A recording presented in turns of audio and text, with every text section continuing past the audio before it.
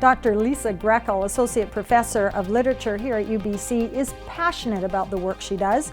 I asked her how literature is relevant to today's society.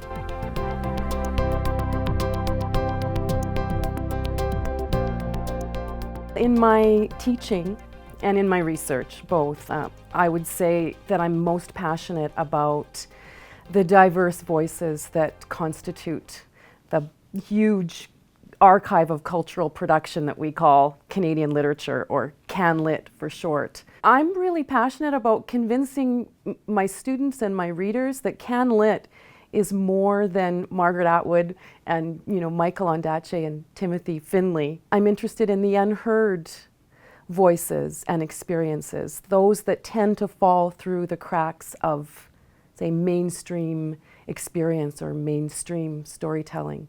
So I'm interested in the marginalized, minoritized experiences, voices, narratives that we have in Canada. And I'm interested in how those tensions and in some cases outright conflicts continue to inform us in the present day and will continue to inform who we are as a nation. Lisa, in your research that you've been doing, what are some of the main themes that keep recurring? The overarching question that I keep returning to, that so many of us keep returning to, is what is Canadian? What does it mean to be Canadian? What does this national community, what are its definitions, its borders, its, who's included and who's excluded?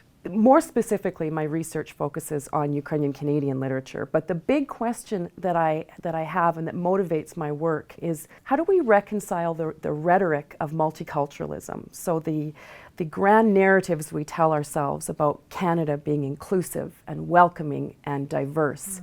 How do we reconcile that rhetoric with the lived realities of individuals who experience on a day-to-day basis racism or sexism or heterosexism? How do we deal with the fact that Canada still is very much in the throes of decolonization?